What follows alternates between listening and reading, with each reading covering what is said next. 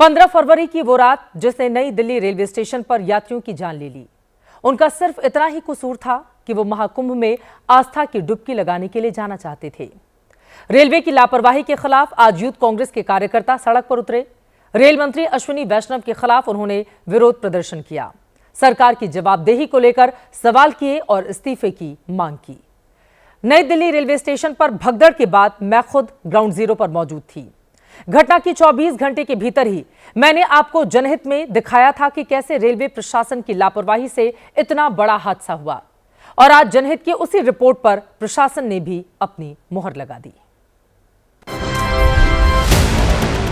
Railway कह रहा है कि 12 नंबर पर स्पेशल ट्रेन का अनाउंसमेंट हुआ तो 14 नंबर के यात्री उस तरफ भागने लगे, जबकि चश्मदीद और कुली का कहना है कि 12 नंबर की स्पेशल को 16 नंबर से जाने का अनाउंसमेंट हुआ तो लोग उस तरफ दौड़े। 16 फरवरी को जनहित में एबीपी न्यूज ने आपको हादसे की जो वजह दिखाई थी वो सच साबित हुई। घटना के महज 24 घंटे के भीतर नई दिल्ली रेलवे स्टेशन पर सच की जो तहकीकात एबीपी न्यूज ने शुरू की थी, 72 घंटे बाद वही साक्ष्य और सबूत जांच रिपोर्ट की फाइल में भी दर्ज की गई है। आरपीएफ ने 15 फरवरी को नई दिल्ली रेलवे स्टेशन के भगदड़ की रिपोर्ट तैयार की है। 300 से ज्यादा रेलवे कर्मियों समेत कुल 400 से ज्यादा बयान दर्ज किए गए, जो जनहित पर प्रसारित रिपोर्ट से मेल खाते हैं। क्या है आरपीएफ की रिपोर्ट में, अब उसे देखिए। नई दिल्ली रेलवे स्टेशन के प्लेटफॉर्म नंबर 12 से शिवगंगा एक्सप्रेस निकली, जिसके बाद प्लेटफॉर्म पर प्रयागराज जाने वाले यात्रियों की संख्या बढ़ने लगी। फुटओवर ब्रिज 2 और 3 पूरी तरह चौक हो गए। प्लेटफॉर्म 12 के साथ साथ 13, 14, 15 और 16 पर भी जाम की स्थिति पैदा हो गई। फुटओवर ब्रिज 2 और 3 पर हालात को सामान्य करने की कोशिश हो रही थी। इसके बाद जो हुआ वो न हुआ होता तो शायद लोगों को अपनी जान न गंवानी पड़ती। यात्रीगण कृपया ध्यान दें, प्रयागराज को स्पेशल ट्रेन प्लेटफॉर्म नंबर 12 पर आएगी। प्लेटफॉर्म 12 पर पहले से यात्रियों का सैलाब था। फुटओवर ब्रिज पर मौजूद यात्रियों की भीड़ भी प्लेटफॉर्म नंबर 12 की तरफ जाने की मशक्कत करने लगी, लेकिन कुछ मिनट बाद ही दूसरा अनाउंसमेंट हो गया। यात्रीगण कृपया ध्यान दें, प्रयागराज को स्पेशल ट्रेन प्लेटफॉर्म नंबर 16 पर आएगी। प्लेटफॉर्म नंबर 12 की तरफ जा रही यात्रियों की भीड़ प्लेटफॉर्म नंबर 16 की तरफ लौटने लगी। प्लेटफॉर्म नंबर 12 पर मौजूद भीड़ भी प्लेटफॉर्म 16 की तरफ भागने लगी, जिसके चलते हालात और बिगड़ गए। प्रयागराज कुंभ स्पेशल ट्रेन को लेकर 2-2 बार अनाउंसमेंट होने से अफरा तफरी मच गई। इस दौरान प्लेटफॉर्म 14 पर मगध एक्सप्रेस और प्लेटफॉर्म 15 पर उत्तर संपर्क क्रांति खड़ी थी। प्रयागराज एक्सप्रेस के लिए भी यात्रियों की भीड़ प्लेटफॉर्म नंबर 14 पर ही थी। भगदड़ के वक्त प्लेटफॉर्म पर मौजूद रहे सुगन लाल मीणा नाम के कुली ने एबीपी न्यूज पर इस बात की पुष्टि की थी।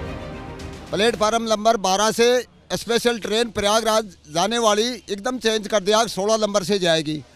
तो एकदम भगदड़ मची, अंदर के लोग 16 पे आए और बाहर के लोग अंदर जाए। दिल्ली पुलिस की जांच में भी हादसे की वजह रेलवे का अनाउंसमेंट माना गया। हालांकि रेलवे की तरफ से पहले इस सच को नकारा गया। ऐसा नहीं है, मैं फिर से कह रहा हूँ, ना कोई ट्रेन कैंसिल की गई थी और ना ही किसी ट्रेन का प्लेटफॉर्म बदला गया था। अब खुद रेलवे की सुरक्षा संभालने वाली आरपीएफ की रिपोर्ट में भी वो सच सामने आया है, जिससे एबीपी न्यूज पहले दिन से दिखा रहा है। सवाल तो ये कि इसके लिए दोषी कौन है और उन दोषियों पर कार्रवाई कब होगी।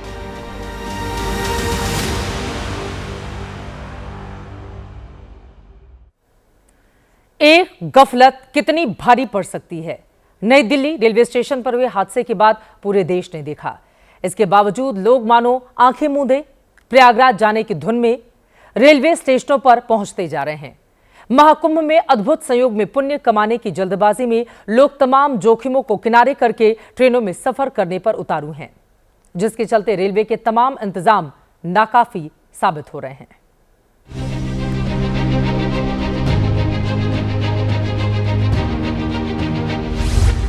पहली तस्वीर यूपी के बलिया की कामायनी एक्सप्रेस में बम होने की खबर।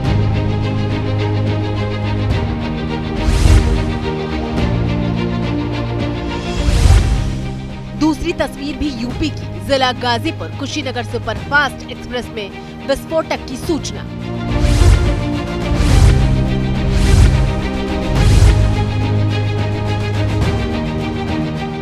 तीसरी खबर एमपी के सागर की। यहाँ भी कामायनी एक्सप्रेस में बम की खबर। बम की खबर मिलते ही बलिया में सुरक्षा बलों ने पूरी ट्रेन खंगाल दी। गाजीपुर में ट्रेन में मिले संदिग्ध बैग ने बम स्क्वाड और यात्रियों के पसीने छुड़ा दिए और सागर में बम की खबर से पूरी ट्रेन खाली हो गई। गनीमत ये रही कि ट्रेन में विस्फोटक की तीनों खबरें अफवाह निकली और यात्री वापस ट्रेनों में सवार होकर अपनी मंजिल की ओर रवाना हो गए। लेकिन एक ही दिन ट्रेनों और रेलवे स्टेशनों पर बम की इन अफवाहों ने जीआरपी और आरपीएफ की टेंशन बढ़ा दी। ट्रेनों में यात्रियों की भीड़ कम होने की बजाय और बढ़ती जा रही है, क्योंकि प्रयागराज महाकुंभ के समापन में अब सिर्फ 8 दिन बाकी है। महाकुंभ के कैलेंडर में बाकी बचे 8 में से 4 दिन में भारी भीड़ का योग बन रहा है। 22 फरवरी को शनिवार यानी वीकेंड है, 23 फरवरी को रविवार की छुट्टी है, 24 फरवरी को एकादशी है। इस दिन भी स्नान पूजा के लिए भीड़ उमड़ती है और 26 फरवरी को महाशिवरात्रि का विशेष स्नान बाकी है, जिसके बाद महाकुंभ का समापन हो जाएगा। इसीलिए लोगों में प्रयागराज पहुंचने की जल्दबाजी को और बढ़ा दिया है। श्रद्धालुओं का सैलाब संभालने में रेलवे सिक्योरिटी सिस्टम चरमराने लगा तो चंदौली में प्लेटफॉर्म टिकट की बिक्री बंद कर दी गई। दुनिया बदल रही है और ये भारत के लिए ला रही है इन्फिनिट अवसर, जिसे हम कहते हैं मिनट इन्फिनिट। आइए आइडियाज ऑफ इंडिया के मंच पर समझें इसी मिनट इन्फिनिट को 21 और 22 फरवरी abplive.com पर।